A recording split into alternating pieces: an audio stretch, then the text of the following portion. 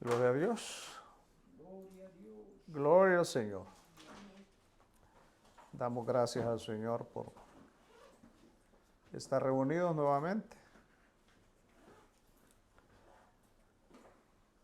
esperando que el Señor nos hable a todos por igual, ya que somos un cuerpo, somos miembros de un cuerpo. Todos somos importantes. No hay nadie inferior o superior. Aquí no existen los rangos, ni no existen las jerarquías. Eso que yo tengo más autoridad que tú, eso depende de la vida. Depende de la revelación. La autoridad no es por nombre, o ser pastor, ser apóstol. No, la autoridad es la vida. Y la vida se refleja por la revelación. La medida de revelación que una persona tenga es la medida de autoridad. La autoridad no viene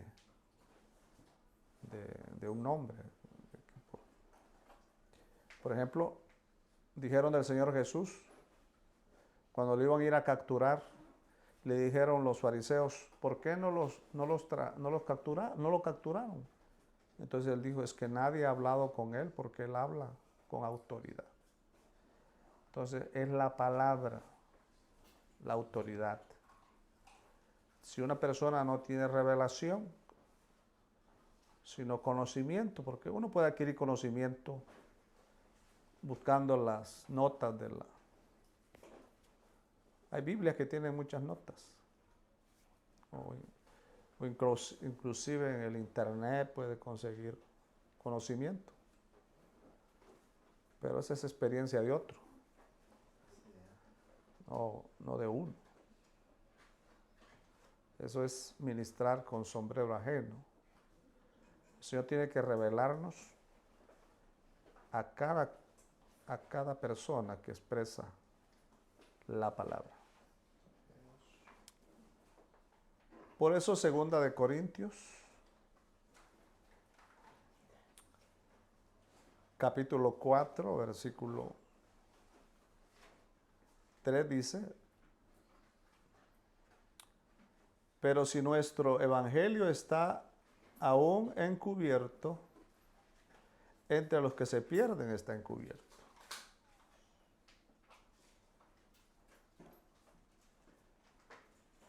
En los cuales el Dios de este mundo cegó los pensamientos. En otro dice cegó la mente o el entendimiento. La expresión el entendimiento es más apegado al original que pensamiento. De los incrédulos, para que no les resplandezca la luz, dice la versión más acertada. Aquí dice la iluminación del Evangelio, de la gloria de Cristo, el cual es la imagen de Dios. Porque no nos predicamos a nosotros mismos, sino a Jesucristo como Señor. Y a nosotros como siervos vuestros, por amor a Jesús. ¿Por qué no nos predicamos a nosotros mismos? Porque somos siervos de los demás. Si uno se predica a sí mismo, dice, bueno, no, pues yo soy aquí, yo soy la autoridad, yo soy, usted tiene que obedecer, usted está predicando él mismo. Entonces, no, porque aquí dice que uno no se puede predicar a sí mismo, porque uno es siervo de los demás, dijo Pablo. Por eso dice el versículo 5, lo repetimos, porque no nos predicamos a nosotros mismos, sino a Jesucristo como Señor. O sea, porque Él es el Señor. ¿No? Y no a nosotros, porque nosotros somos siervos vuestros. Tenemos un Señor No nos predicamos porque no somos importantes, nos predicamos nosotros mismos. Porque el Señor es el único Señor. Y somos siervos de los demás. En términos espirituales. El enemigo le teme a la luz o al resplandor del Evangelio. Es lo que más le teme. Vamos a darle gracias al Señor. Padre, te damos gracias por Cristo. Gracias por tu palabra. Gracias porque estamos congregados. Gracias porque somos siervos de nuestros hermanos. Tú eres el único Señor. Por eso, Padre, haz que nuestro corazón se vuelva a ti. Ayúdanos, Señor, a que esta palabra sea expresada con denuedo, con revelación, con gracia, con misericordia. En el nombre de Jesús. Gloria a Dios. Gloria a Dios. Amén. Entonces, el Evangelio dice que se le oculta a los que se van a perder o a los que van a ir a la gran tribulación. A ellos se les oculta. Porque nadie va a ir a la gran tribulación si se les revela el Evangelio. Nadie. Porque el Evangelio, o sea, la palabra, mire hermano, uno dice al Señor, Señor, lávame con tu sangre, le dice uno al Señor. Pero la sangre del Señor limpia nuestros pecados. Pero la palabra nos hace puros. Porque la palabra quita todo lo bueno nuestro. Hablo las metas que tenemos aparte de la meta del Señor. Porque usted sabe que uno tiene muchas metas.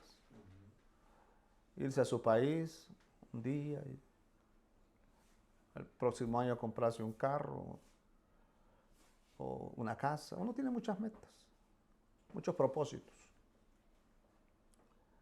Entonces, la palabra nos lava de todos los pensamientos buenos que tenemos, para que solamente el Señor quede como el único propósito. No que lo demás no suceda, pues va a suceder si el Señor quiere.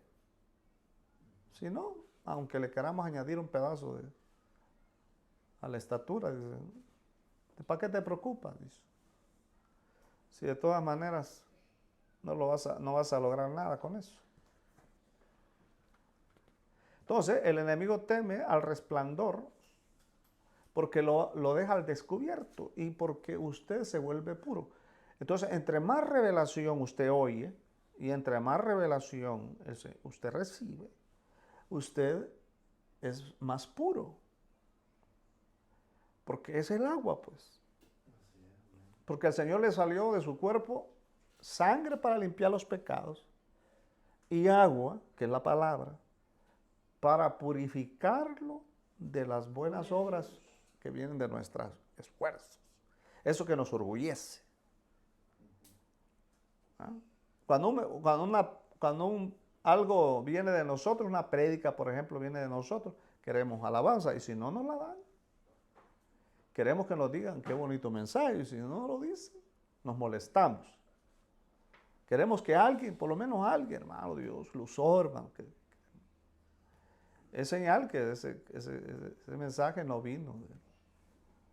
Porque, o se baja triste porque siente de que no le fluyó.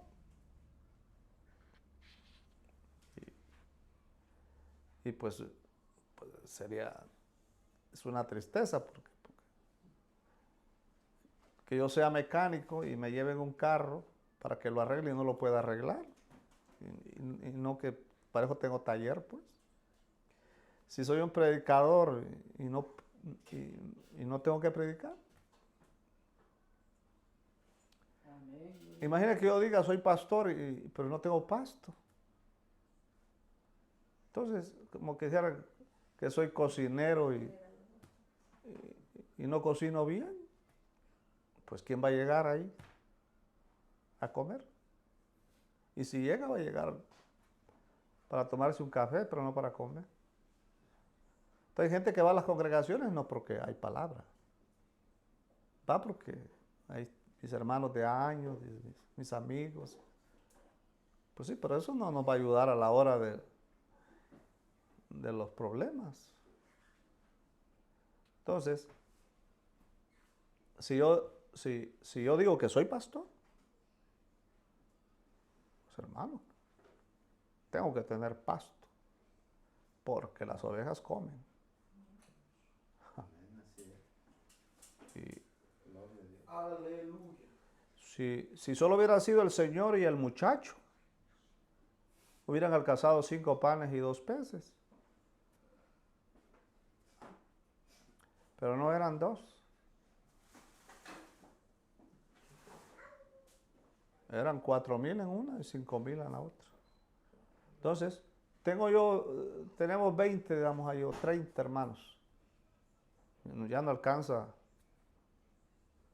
un mensaje de vez en cuando, o lo mismo, estar predicando lo mismo. No alcanza, porque ya son más.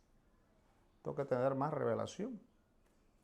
Y luego le dice uno al Señor, Señor, mándame una multitud para darle 5 panes y 2 peces. No.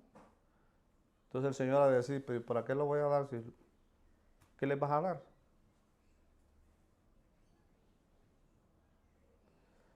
Entonces, tener 10 personas, 5 personas, es una gran responsabilidad. Tiene que tener revelación fresca día a día.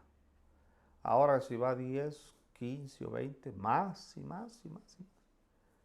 Mejor decirle al Señor, Señor, mejor hasta aquí, porque ahora me anda pidiendo uno que le llegue más gente.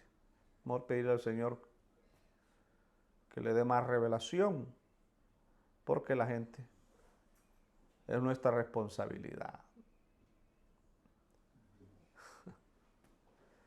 de darle pasto fresco, o sea, temas frescos con revelación fresca. Así es que el enemigo le teme al resplandor, porque mire, Saulo le resplandeció el evangelio, lo dejó ciego. Esa es la verdadera revelación. La verdadera revelación, la verdadera luz, es que usted quede ciego. No ciego físicamente, pues. En el caso de Saulo quedó físicamente para enseñarnos algo. Pero uno debe quedar ciego para no andar viendo tanta cosa. Para no tener tantas metas, para no tener tantos pensamientos. Por ejemplo, un ciego, ¿cuál sería la preocupación de un ciego? Lo único que sería su preocupación es que está ciego. Pero no ve nada, pues. Entonces, el problema es que nosotros, si vemos un carro bueno, bonito, pues ya nos desearíamos, ahí está la preocupación ya, porque desearíamos tenerlo. Pero si no miráramos, no nos preocupáramos. Ya ve que a uno le gusta ir a ver a los lugares donde hay casas bonitas y todo para que quisiera una igual. Le gusta ir uno ahí donde están los carros y todas las agencias, porque quisiera uno así. Entonces el problema es que uno mira, pues. Entonces, Saulo, pues ya no miró nada. Ya, ¿qué miraba? Nada. Y antes miraba todo. Estaba viendo dónde capturaba algún hermano. Ah, y después, ¿a quién miraba? Ni supo cuando le llegó a Ananías. Le llegó y dijo, hermano Saulo, el Señor me ha enviado para que recobres la vista. ¿Ah? Imagínese usted qué experiencia tan hermosa. Recobra la vista y ¿qué fue lo primero que vio al Señor? Ananías, un discípulo pequeñito. Esa es la verdadera mirada. Cuando usted ve a un hermano sencillo que le ayudó. ¿Ah? Pero uno anda buscando predicadores grandotes. Campañas de predicadores grandes, dice uno, para que le ayuden. Eso no ayudan, hermano. Los que ayudan son los hermanos pequeños. Pablo no fue un gran predicador de multitudes. ¿Dónde dice la palabra que Pablo las multitudes lo seguían? Solo al Señor Jesús seguían las multitudes. Pero él dijo que lo seguían por los milagros y porque les daba de hartar, dice. No por el evangelio. Así dice la palabra. Las multitudes siguen milagros y comida. Es lo que sigue. Los pocos, que son muy pocos, son los que les va a resplandecer el evangelio de la gloria del Señor. Aleluya, gloria a Cristo. Así es que cuando Pablo era Saulo,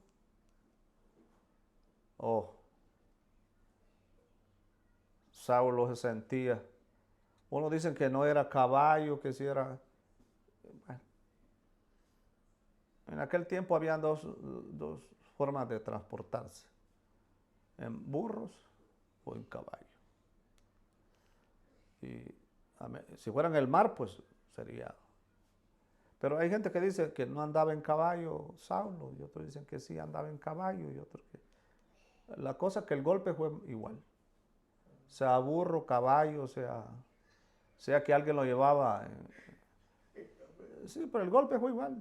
Aquí lo que importa es que el resplandor lo tiró. Alguien está preocupado que si fue caballo, que si fue burro, que si fue camello.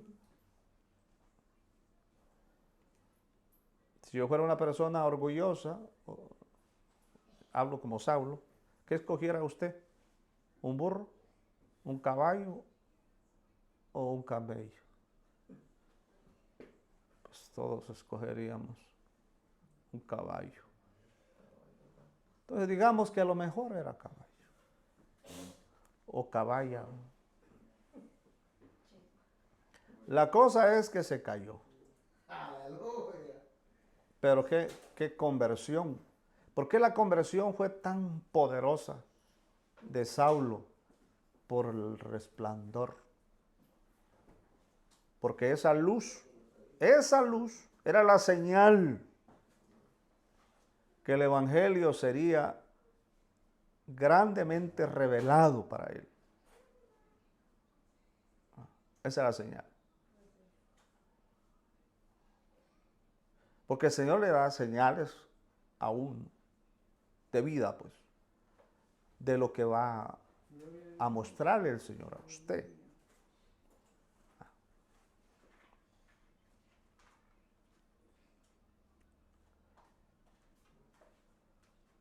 Entonces el Señor se le aparece con un gran resplandor. Y desde ahí, ¿a cuál de los discípulos, Señor, se le mostró con ese gran resplandor? Pero mire, qué tremenda revelación. ¿Y cuál fue el resplandor? Eso es lo que le digo yo, que el resplandor más grande que Dios le puede dar a usted es que lo deje ciego. Gloria a Cristo. Es Gloria a Dios. para que usted acepte a sus Ananías. Que si Saulo hubiera llegado allá, se le hubiera aparecido al Señor, le dicho, oh, gran siervo. Hermano, más hubiera afilado la espada para cortarle la cabeza Gloria a Dios. a Ananías. No, pero el Señor rápido le dijo, ¿por qué me persigues? Mira, hermano, Ananías, perseguir a Ananías, hacerle algo a Ananías, era perseguir al Señor, hacerle algo al Señor. Entonces cuando Saulo oyó que dijo el Señor, ¿por qué me persigues? Dijo, yo he perseguido a estos herejes y resulta que he perseguido a ese que en este momento me tiene ciego. Y si digo algo, digo, me voy a quedar así. Hermano, supóngate que usted sea una persona bien orgullosa y de repente, hermano, se queda ciega. Y no mira nada. Y alguien le dice, se quedó así por orgulloso. Hermano, de ahí uno acepta quien venga, hermano, con tal le quiten la ceguera. No importa. Entonces esa ceguera era porque el resplandor de la luz era para que él se aceptara a todos los hermanos por igual. A todos. Que se supiera que todos eran como el Señor Jesús, como hombre, digo. Eran igual. Perseguir a un Ananías pequeñito era perseguir al Señor Jesús. Alabado sea el nombre del Señor. Gloria a Dios, amén.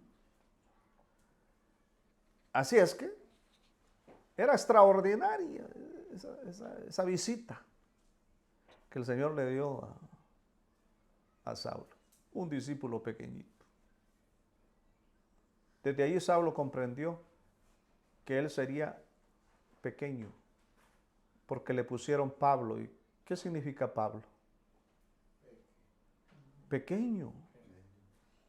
Aleluya.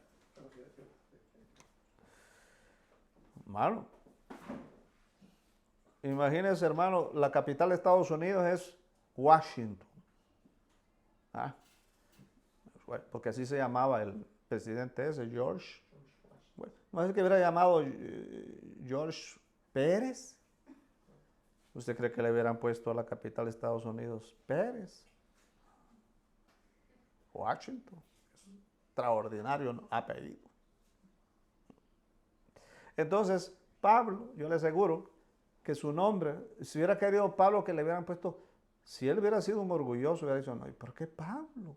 Señor, dame un nombre grande, que suene, que todo mundo, pero Pablo. Y le dijo el Señor Jesús, ¿y el mío? No me pude haber puesto yo, por ejemplo, a Dios como es el Todopoderoso, le dicen el gran yo soy, por ejemplo. Pero el Señor, mira, un hombre pequeño, Jesús, pero que tiene al diablo sometido. Ese nombre sobre todo nombre. Entonces, en el caso de Pablo, el hecho que se llamara Pablo y significara pequeño, pero no pequeño de poder o pequeño de gloria. No, era un hombre grande en cuanto al contenido. Porque nosotros somos vasos de barro pequeñitos, sencillos, frágiles, vasos de barro. Pero ¿qué está ahí? El gran tesoro, dice. Así es que el Señor lo haya hecho a usted pequeño. Esa es la señal que usted tiene un gran tesoro dentro de usted. Por eso Nabucodonosor, el grande, ¿qué vio Nabucodonosor? No, él vio 4 varones, dice. Y vio al cuarto varón fuera. Pero si un cristiano ve a otro hermano, ya no ve 4 varones. ¿Por qué? Porque el Señor ya está dentro de nosotros, no está fuera de nosotros. Pero como Nabucodonosor era grande, vio al Señor Jesús afuera. Pero nosotros, como somos pequeños, insignificantes, entonces el tesoro queda bien ahí, dentro de nosotros. Entonces nosotros sí podemos ver al Señor. Porque entre más Nabucodonosor nos sentimos, entre más grande nos creemos, menos vemos al Señor en los demás. Vemos afuera. Porque Nabucodonosor dijo, el fuego no los quema, qué poderosos hombres. Veo a un cuarto varón extraordinario como uno de los dioses y todo así, porque él estaba viendo un milagro. Pero el milagro más grande, hermano, no es que usted vea 4 varones que no los quema el fuego, sino que usted vea que un Ananías, un hermano sencillo, Cristo, ese cuarto varón, mora Gloria a Dios. dentro de nosotros. Así que no hay nada más grande que eso, que el Señor Gloria a Cristo. more dentro de nosotros. ¿Mm? Por eso es que Romanos 9:21, por ejemplo, vamos a ver Romanos 9:21. Gloria a Dios.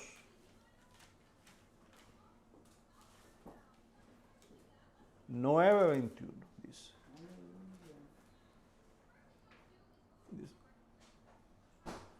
O no tiene, vamos a leer del 19. Entonces me dirás, ¿por qué pues lanzas reproches? Porque ¿quién ha resistido a su designio? En todo caso, hombre, ¿quién eres tú para que alterques con Dios? ¿Acaso dirá el vaso de barro al que lo formó, ¿por qué me has hecho así? ¿O no tiene potestad el alfarero sobre el barro para hacer de la misma masa un vaso para uso honroso y otro para uso despreciable? Mira, hermano, de la misma masa, eso es lo que me llama a mí la atención, que dice que de la misma masa el alfarero, que es Dios, hizo 2 vasos, uno para honra y otro para deshonra. Pero fue Dios quien lo hizo. Por eso es que se llaman vasos de misericordia, porque se necesita, hermano, una gran misericordia, porque usted pudo haber sido escogido para hacer un vaso de deshonra. Dios pudo haberlo hecho así. Así es que uno es lo que Dios quiso que fuera. Dice que el alfarero de la misma masa hace 2 vasos. Uno para uso honroso y otro para uso deshonroso. Entonces dicen los vasos de deshonra, dicen. Entonces, ¿por qué Dios nos culpa? Dice. Si Él nos hizo así. Entonces dice Pablo, ¿y quién eres tú? Dice, para que alterques con Dios.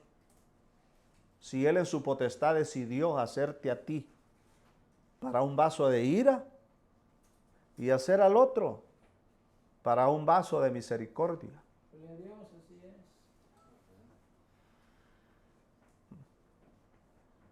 es. Ese es un misterio. Mira, hermano, si usted quiere saber lo que es un misterio, es ese.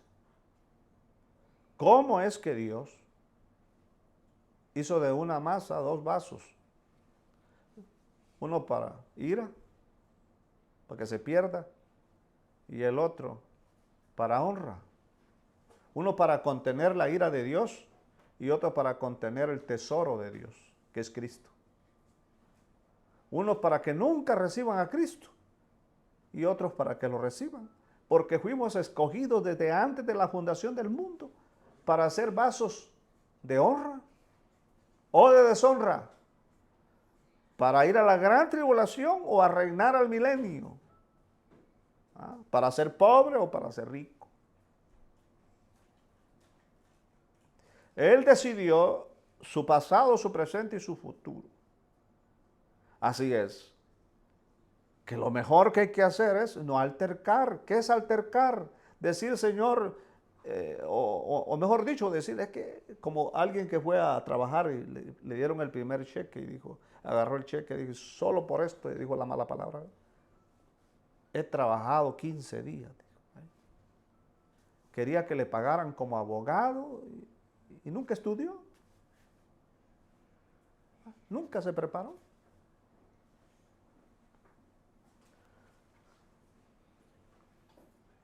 Así es que uno no debe altercar con Dios por la situación en la que uno vive. Entre más alterque, y altercar se refiere a renegar, no estar conforme con lo que Dios le ha dado. No puede cambiar usted esa situación. El Señor sabe cuándo se va a morir, de qué va a morir. El Señor lo sabe. Hay gente, hermano, que no se cuida y vive mucho, y otros que se cuidan al máximo y se mueren antes. ¿No? ¿Y qué hizo usted? Le dicen a un señor, para vivir tantos años, 110 años. Pensó que les iba a decir, no, pues yo he guardado una gran salud, yo he hecho esto y lo otro. No, hermano, era un gran vicioso. Tomaba, fumaba, de todo.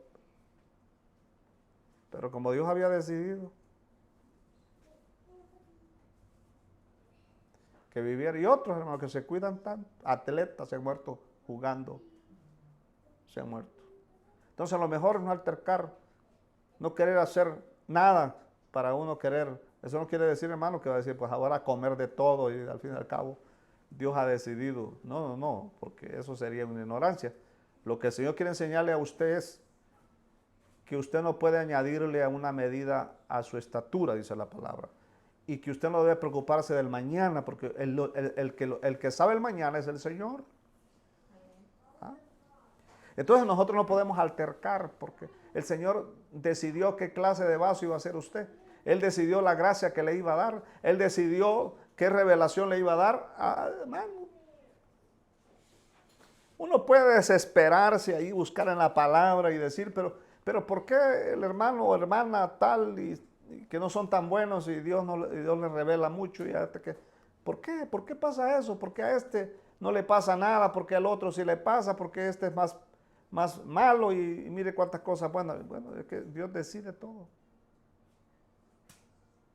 Por eso dice Pablo, ¿por qué altercas? Si Dios es el que decide qué va a hacer de cada vaso. Alabamos al Señor. Por eso. Porque el Señor ha decidido qué vamos a hacer. Así que, ¿sabe usted por qué dice la palabra? Dadle gracias al Señor por todo. Porque usted no sabe lo que le va a tocar.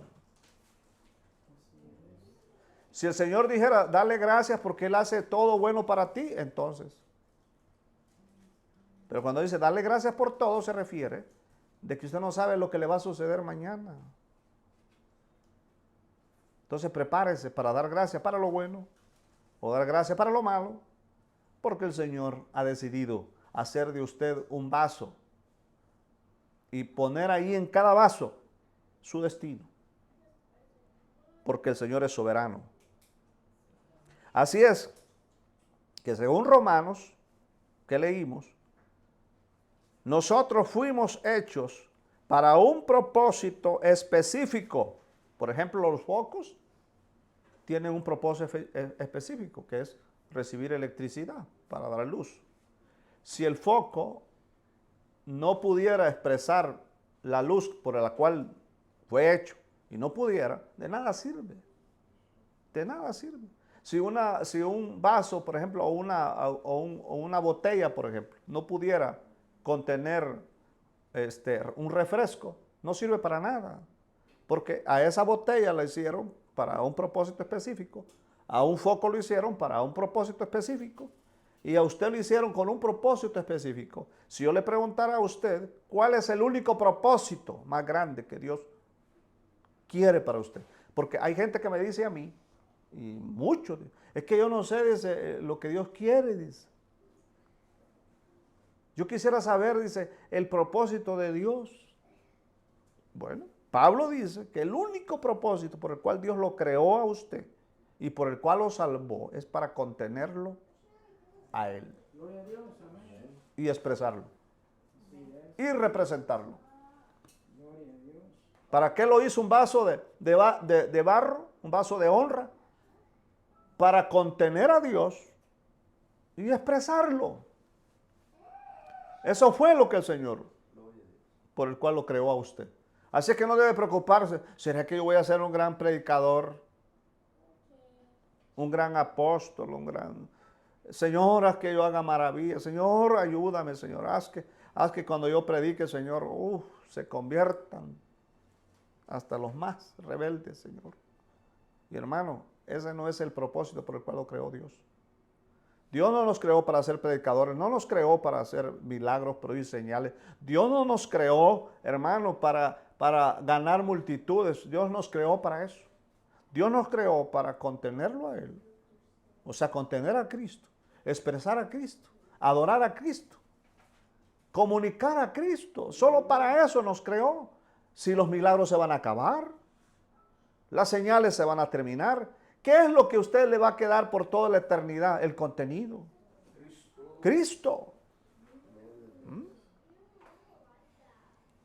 Entonces, si la botella de un refresco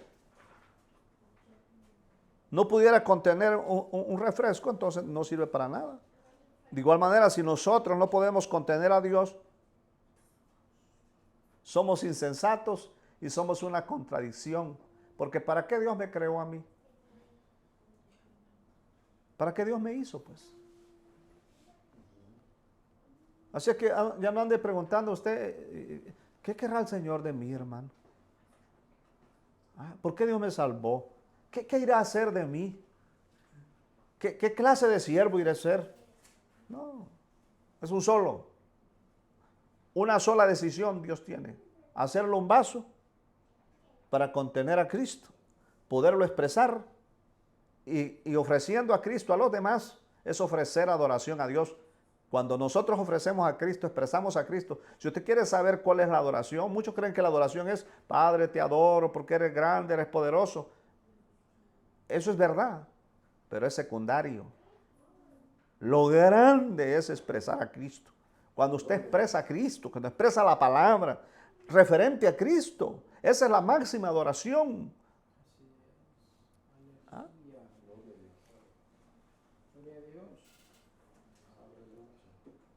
Por ejemplo, el pececito, mire hermano, el pececito dio una moneda para suplir la necesidad de Pedro y suplir la necesidad del Señor. Bye. ¿Y qué fue lo que le ofreció el Señor a Pedro? Mira, Pedro, yo soy esta moneda, ¿ves? Esta moneda, yo soy el pez que acabo de morir. Fui a lo profundo de los tesoros de Dios. Este es el pago para que tú le pagues a Dios por tu necesidad. Yo soy el pago para Dios. Entonces el Señor, desde su encarnación, vivir humano, crucifixión, muerte, sepultura, resurrección, ascensión y exaltación, el Señor se pagó con su sangre. El Señor tomó todo eso, lo puso en sus manos para que usted pagara. Entonces me decía el Señor que Él es como el vino. Usted sabe que el vino, entre más viejo es, más caro. ¿Sabía usted eso? Que un vino entre más añejado es, más caro. Ahora imagínese usted, ¿cuánto valdrá el Señor ahora? Si el Señor ha ido de gloria en gloria, su valor ha aumentado. Y ese valor que ha aumentado, usted lo tiene en sus manos, porque Él es el pez que agarró el estatero, se lo puso a Pedro para que Pedro pagara. Entonces el Padre, o sea Cristo, se puso en nuestras manos, todo su sacrificio nos puso en nuestras manos, toda la sangre nos puso en nuestras manos para pagarle al Padre, para que el Padre esté comprometido por el precio que se le pagó, para que usted sea guardado, para que la palabra se le revele, para que Cristo se le revele. Entonces usted debe de tener a Cristo en la máxima revelación. El Señor no puede ocultarle nada a usted porque el Padre ha recibido un precio y cada día aumenta más. Aunque el pecado aumentara y aumentara y aumentara, el precio de Cristo aumenta y aumenta. Porque cuando dice la palabra que el Señor va de gloria en gloria, quiere decir que el precio va aumentando. Y cada día, cuando el Señor ve ese pago que usted le dio, porque Cristo, como el sacrificio, se puso en las manos suyas para que usted pagara. Como Pedro, el pececito, murió, le dio la moneda a Pedro para que Pedro pagara. Así que nosotros, es que lo mismo que hizo Pablo, le dijo a Filemón, le dijo, no le cobres a él, cóbramelo a mí. ¿Ah? A mí cóbramelo. Entonces, el Padre no puede cobrarle nada a usted. ¿Por qué? Filemón no le puede cobrar a usted, porque Pablo le dice, ya no le cobres a Onésimo. Si algo te debe Onésimo, cóbramelo a mí. Y lo mismo le dijo al mesonero, aquí te dejo el pago de estas 2 monedas, y si algo de más él hace, no se lo cobres a él. Yo te lo pagaré cuando regrese. Alabado sea el nombre del Señor. Eso quiere decir que el Padre no puede cobrarle nada a usted.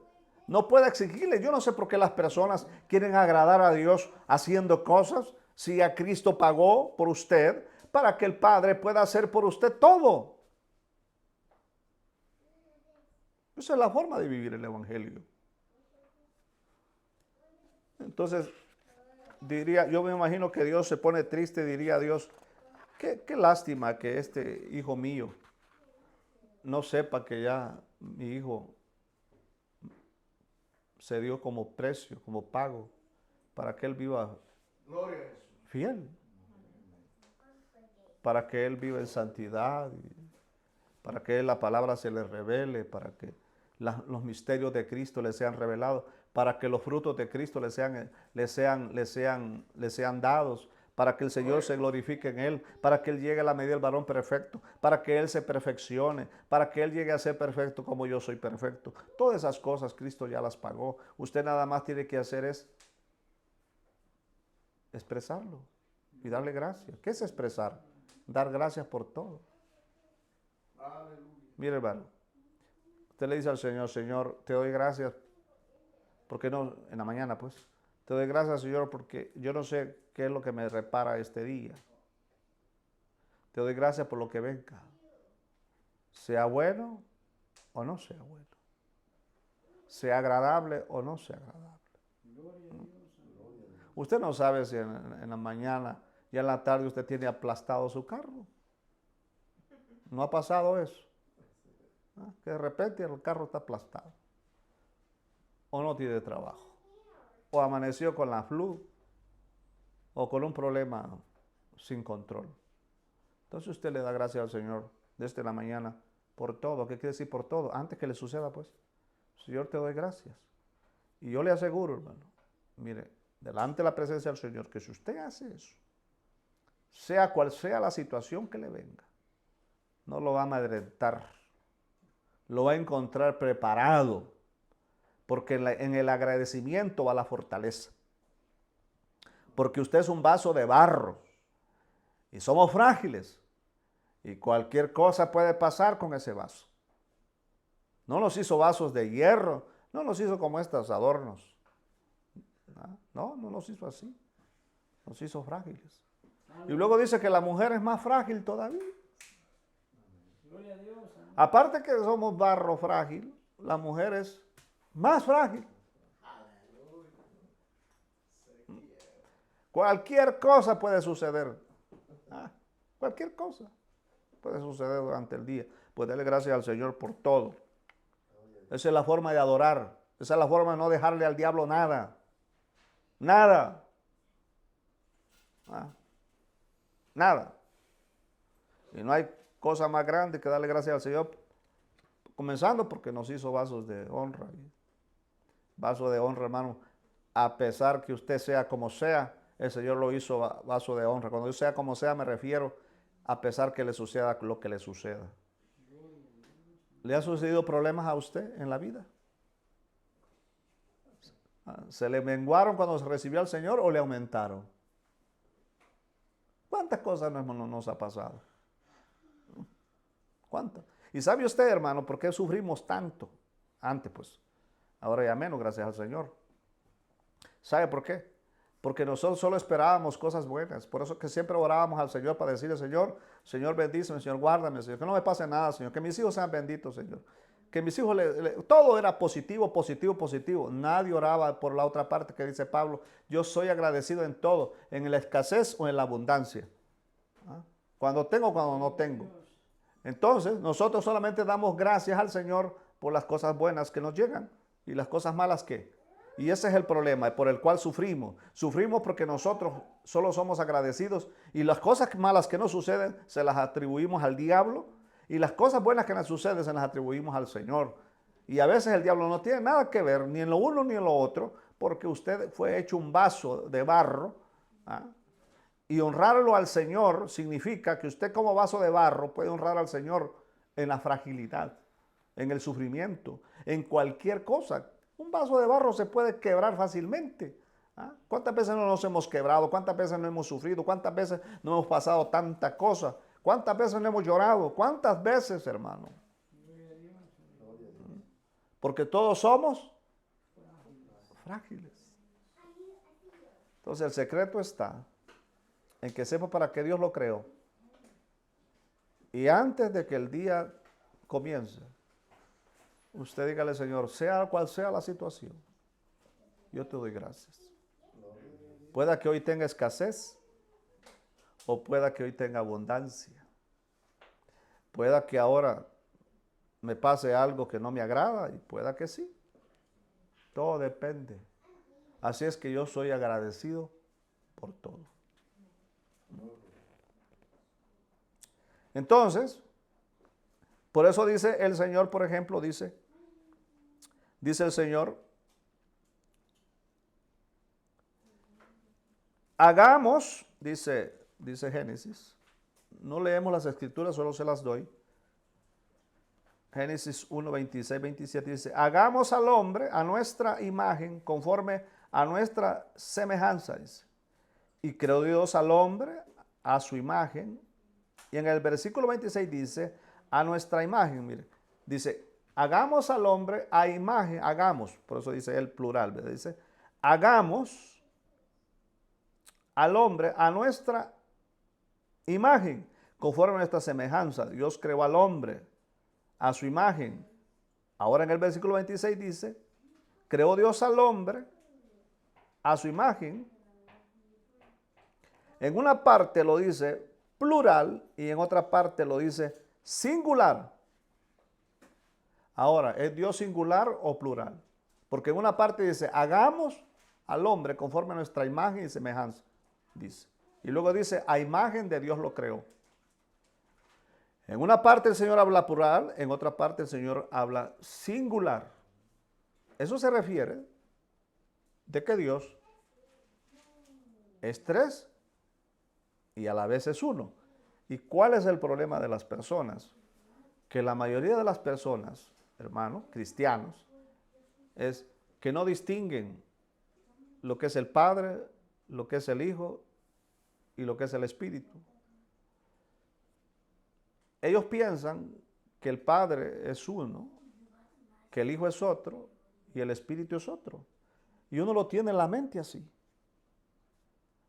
Uno pensaría así, ver tres personas, pues. Que un día se le aparecieran a usted tres personas. Eso nunca va a suceder. Nunca va a suceder eso. Entonces, este versículo es el que el hombre no lo ha podido interpretar. Y es por eso que nosotros, siempre que pensamos en el Padre, hacemos a un lado al Hijo. Y siempre que pensamos en el Hijo, hacemos a un lado al Espíritu. Pensamos que son tres personas diferentes. ¿Quién puede pensar exactamente que cuando piensa en Dios, sabe que Dios es el Hijo? Y cuando piensa en el Hijo, sabe que el Hijo es Dios. Y cuando piensa en el Espíritu, sabe que el Espíritu es el Hijo y es Dios. ¿Quién puede pensar? No, cuando uno piensa en el Espíritu, inmediatamente hace a un lado al Hijo. Y cuando piensa en el Hijo, hace a un lado al Padre. Y por eso, porque aquí dice, hagamos, y luego Dios dice en plural, hagamos, pero luego en singular dice, a imagen de Dios lo creó. Allá no hay nada más, hagamos, ahí es ya asegurando que ese hagamos es uno. El problema es que nosotros, el hagamos es una cosa y el plural es una cosa y el singular es otro. Si usted entendiera lo que el Señor quiere decir con esta expresión, usted pudiera darse cuenta de que Cristo que está en usted es Dios, es el Padre, es el Hijo, es el Espíritu, y no hay diferencia, como por ejemplo una sandía, ¿vale? Para poner el ejemplo más sencillo, una sandía. Usted compra una sandía grande, pero pues usted no se puede comer la sandía porque entera, ¿quién le cabería una sandía? Entonces, ¿qué hace uno? Corta en pedazos la sandía. Entonces ya vemos la sandía grande, cortada en pedazos. Y luego, ¿qué hacemos con los pedazos? Bueno, los hacemos jugo cuando lo comemos. Entonces, ¿quién podría decir que la sandía que se comió, los pedazos son una cosa, el jugo es otra y la sandía es otra? Es lo mismo. Así es el Padre, el Hijo y el Espíritu. Cuando usted recibe al Padre, recibe la misma sandía. Cuando recibe al Hijo, recibe la misma sandía. Y cuando recibe al Espíritu, recibe la misma sandía. No son tres sandías. Sí, amén, gloria a Dios. Pero nosotros, cada vez que pensamos, yo le aseguro, hermano, cada vez que pensamos nosotros en Dios, pensamos y ponemos a un lado al Hijo. Cada vez que pensamos en el Hijo, hacemos a un lado el Espíritu, porque nosotros creemos que son tres sandías. No, la sandía entera, los pedazos son la sandía, pertenecen a la sandía entera y el jugo pertenece a la sandía entera. Así es que lo que entró a usted es la sandía entera, nada más que cortada en pedazos. Por eso el Señor, como usted no se podía comer el pan, Él lo cortó. Por el pedazo que usted se comió, es el pan entero. Es la forma en que usted puede darle gloria al Señor, para que usted pueda ver la Trinidad de Dios en la misma medida, pues. El Dios Padre, el Dios Hijo, el Dios Espíritu Santo que mora en usted, usted lo mira en la misma medida, en la misma gloria. Y por eso es que unas personas dicen, Señor, te doy gracias, le dice al Padre. Y luego dice, no, pues yo no le puedo dar gracias al Hijo porque el Hijo me dijo que le diera gracias al Padre. Y luego el Espíritu, no, pues el Espíritu, no, el Hijo no me dice que le dé gracia al Espíritu, ni el Padre me dice que le dé gracia al Espíritu. Entonces para nosotros el Espíritu no le podemos dar gracias. Al Padre hay que darle gracias, al Padre hay que adorar, pero no se podemos adorar al Hijo. Y nos cuesta menos adorar al Espíritu. ¿Por qué? Porque para nosotros el Espíritu es una cosa, el Hijo es otra y el Padre es otra. Pero es una sandía hecha pedazos y luego hecha jugo, que al final viene siendo la misma sandía. Así es que si usted adora al Padre, adora al Hijo. Cuando adora al Hijo, adora al Padre. Y cuando adora al Padre, adora al Hijo. Y cuando adora al Espíritu, adora al Padre y adora al Hijo. Por eso decir que el Espíritu es una mujer, eso es satánico, porque eso es decir que aparte del Padre, aparte del Hijo, hay otra persona separada. Uno que es mujer y dos que son varones. Eso es diabólico, eso es una gran mentira satánica. ¿Ah? Porque para muchos, la sandía es una cosa, los pedazos son otra cosa y el jugo es otra cosa. Así que para nosotros el Padre es el mismo, el Hijo es el mismo y el Espíritu es el mismo. Así es que decir que el Espíritu Santo es mujer, ¿cómo podría usted decir que el Hijo no es mujer si es el mismo? ¿Cómo podría decir usted que el Padre no es mujer si es el mismo? Pablo dijo que él era una nodriza, pero él no era mujer. ¿Y qué es una nodriza? Pues el que alimenta con su pecho a un niño, es una nodriza. Pablo no tenía un pecho para dar alimento a nadie, se refería a la palabra. Él era una nodriza, pero espiritual. ¿Ah? Pueda que el Espíritu Santo haga una función, pero la función no significa de que Él sea diferente. Así que para nosotros el Padre es el mismo Hijo, el Hijo es el mismo Padre, el Espíritu Santo es el mismo Padre y es el mismo Hijo. Así es que no puede ser diferente uno del otro.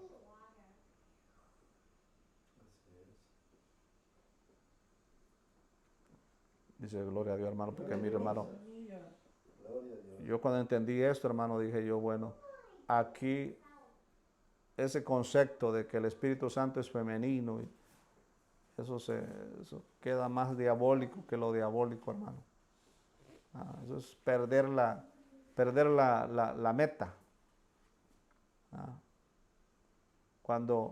¿Sabe usted por qué dice la palabra que el Padre le entregó todo a Cristo y que cuando Cristo venga y ya en la eternidad el Cristo le va a dar todo al Padre para que el Padre sea todo en todos? Se refiere porque en la eternidad usted ya no va a pensar en el Padre, en el Hijo, en el Espíritu Santo, porque usted va a estar convencido que es una sola persona. El problema es hoy. Gloria a Dios. Amén. El problema es hoy, que vemos la diferencia. Hoy es el problema.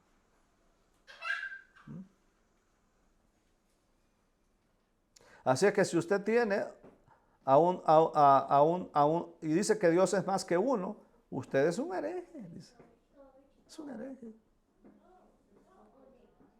Pensar que el Espíritu es una cosa, el Padre es otra cosa y el Hijo es otra cosa. Esa es una gran herejía diabólica. Ahora sí, si el jugo, si la sandía se me convirtiera, los pedazos en mango y el jugo se me convirtiera en aguacate, pues entonces sí. Pero la sandía, desde que es sandía, termina como sandía y lo que usted ingiere es sandía. Pertenece a la misma sandía. Así es que el Padre es la sandía completa. El Hijo es los pedazos de la sandía porque Él se partió en pedazos por nosotros en la Santa Cena. Y el jugo es el Espíritu. ¿Y qué es lo que se disfruta? El jugo. Por eso dice la palabra que bebemos al Espíritu. Porque es el jugo. Hermano. ¿Qué es más rápido, hermano? ¿Tomar algo o beberlo? ¿Comer algo o beberlo? ¿Qué es más rápido? Beberlo. Nada es más veloz para hacer la obra en uno que el Espíritu. Nada. Porque es la esencia del Padre y del Hijo. Es el jugo del Padre. Es el jugo del Hijo. O sea, el jugo de la sandía. El jugo de los pedazos de la sandía. No hay problema, hermano, si uno tiene dientes o no tiene dientes cuando toma jugo. Así que aquí no hay problema de lo que uno sea, hermano. El jugo se bebe, el Espíritu Santo se bebe. Oh Señor Jesús, invocamos tu nombre, bebemos al Espíritu. Exhalamos lo malo, inhalamos lo bueno del Señor. Alabado sea el nombre del Señor. Y por ejemplo, la palabra Dios en hebreo, en el primer versículo, cuando dice en el principio creó Dios, es Elohim, el cual es plural.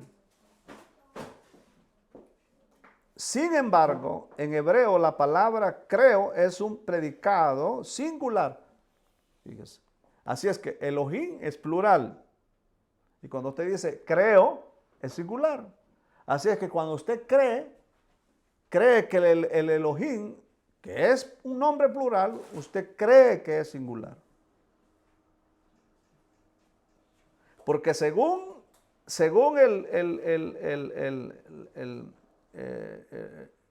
en el griego, el nombre de Dios es Elohim, que es un nombre plural. Pero cuando usted dice yo creo, ya en el hebreo es singular. Así es que cuando usted dice yo creo en el Dios Padre, yo creo en el Dios Hijo, yo creo en el Dios Espíritu Santo, usted lo ve en forma singular.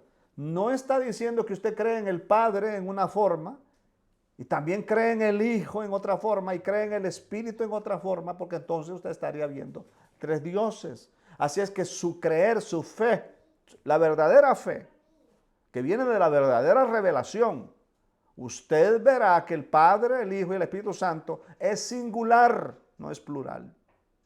Aunque se mencionan tres personas, pero pertenecen a la misma esencia. ¿A cuál? El mismo jugo. Aleluya. Aunque esto es muy extraño, o sea, la composición porque cuando yo estaba en una universidad, que cuando era más joven, estudié en una universidad, No aprendí mucho de revelación, pero sí aprendí mucho en cuanto a definir lo que es el griego, el arameo, el latín y todo eso. Aprendí mucho de eso, el hebreo. Aprendí mucho de eso. Claro. Y no me hizo loco, no me volví loco, porque acá hay gente que anda buscando locuras. Que el griego dice esto de la Biblia, que el arameo dice esto de la Biblia, y se vuelven locos. No, es para definición, para que usted pueda entender. Cuando Dios dejó el griego, por ejemplo, para que el griego aclare las palabras, no hay nada más que aclare más las palabras que el griego. Y Pablo sabía griego y era un hombre pues extraordinario, porque él sabía bien las definiciones de todo. Así es que Pablo nos enseña que cuando usted cree en el Evangelio, aunque hay un Dios Padre, un Dios Hijo, Espíritu Santo, pero la fe que usted tiene, si es una fe de la revelación, usted nunca verá tres diferentes personas, sino una sola. Si usted ve tres diferentes personas, su fe no es muy pura.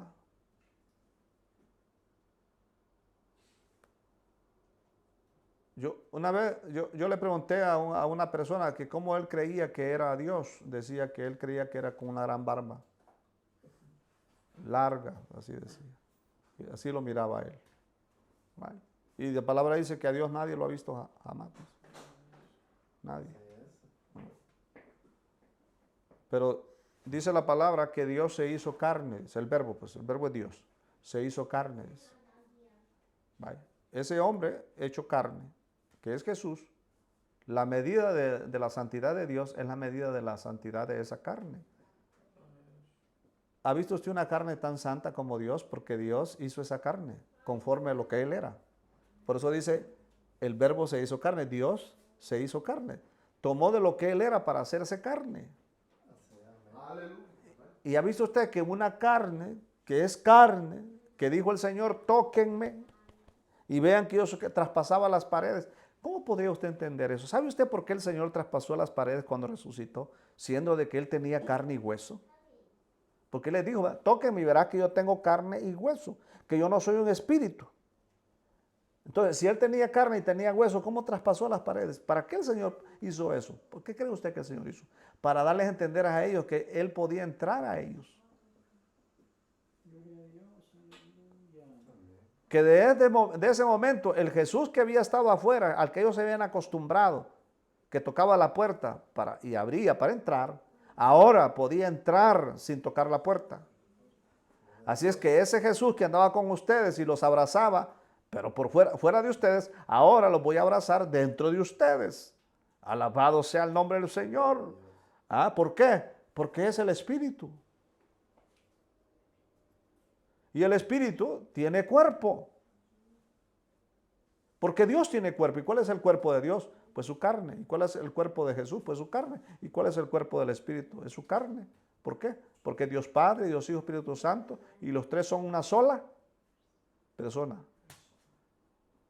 Alguien dirá, ¿podrá verse el Espíritu Santo? Pues sí, y no es Jesús, pues.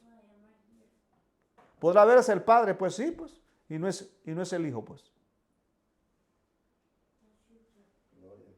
¿No se recuerda usted que Moisés le dijo a Dios, muéstrame tu rostro? ¿Y qué le dijo Dios? No, no vas a ver mi rostro, le dijo, pero podrás ver mis espaldas. Y le vio las espaldas. ¿Se podrá ver Dios? Sí, porque ahora Dios se hizo carne. ¿Se podrá ver el Espíritu? Sí, porque el Espíritu es Cristo, Jesús. Y Jesús es humano. Así es que hay un solo hombre de carne. Y ese hombre de carne es el Padre, es el Hijo y es el Espíritu. ¿Tiene un cuerpo diferente? No, un solo cuerpo. ¿Se podrá ver el Espíritu? Sí, porque tiene un solo cuerpo, es Cristo. ¿Se podrá ver Cristo? Sí, porque tiene un solo cuerpo. ¿Se podrá ver el Padre? Sí, porque hay un solo cuerpo.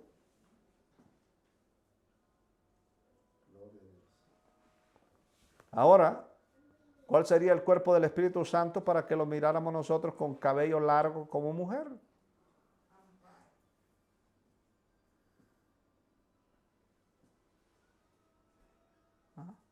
Un solo cuerpo.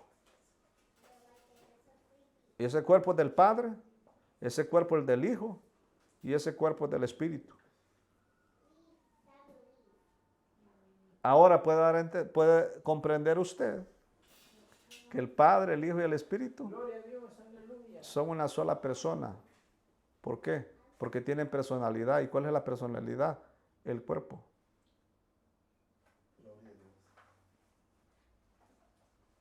Por eso es que dice, y con esto terminamos. Por eso es que Isaías 9:6 dice, porque un niño nos es nacido, hijo nos es dado, y llamará su nombre Dios fuerte. ¿A quién va a llamar el nombre Dios fuerte? Al niño. ¿No? Al niño se le va a llamar Dios fuerte y también se le va a llamar Padre eterno al niño.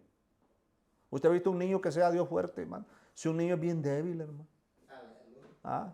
Muchos creen que el Señor Jesús era débil, que andaba ahí gateando. Sí, gateó, pero era Dios fuerte. Sí, gateó, pero era Dios, era Padre eterno. ¿Ah?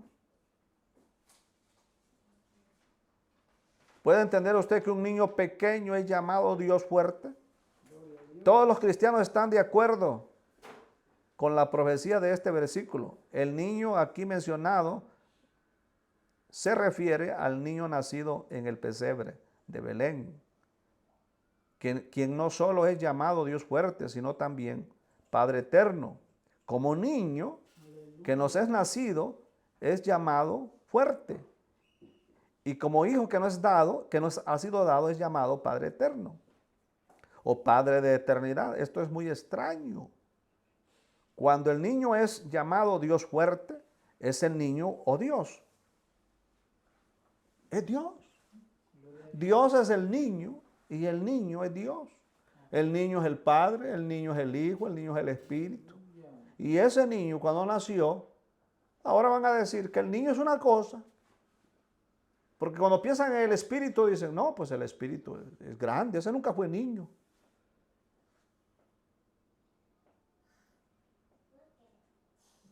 ¿No que dice que el niño es llamado Dios fuerte, pues? Y que el niño es llamado Padre eterno, pues. Eso quiere decir que ese niño no tenía edad. Ese niño no tenía principio ni fin. Ese niño era grande, extraordinario. Ese niño que iba ahí caminando era el Padre eterno y era el Dios fuerte.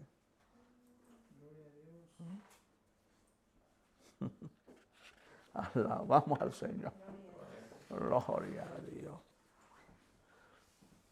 Ahora, el Espíritu Santo, ¿qué es?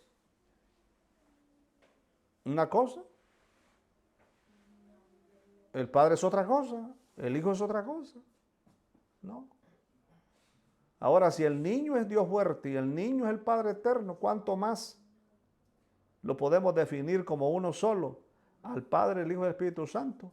Una sola persona. ¿Y por qué los hace una sola persona? Porque hay un cuerpo, un solo cuerpo. El cuerpo del Padre,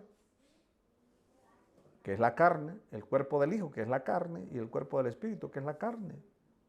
Entonces, cuando venga el Señor a la tierra, va a venir el Padre, porque viene en la carne, va a venir el Hijo, porque viene en la carne, va a venir el Espíritu, porque viene en la carne. Porque son tres, hecho uno. Aleluya. Gloria a Dios.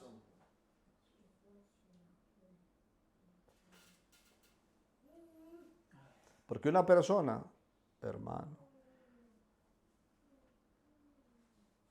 que crea que el Espíritu Santo es femenino, se le puede meter un demonio de femeninidad, que después va a oír voces femeninas, ¿no?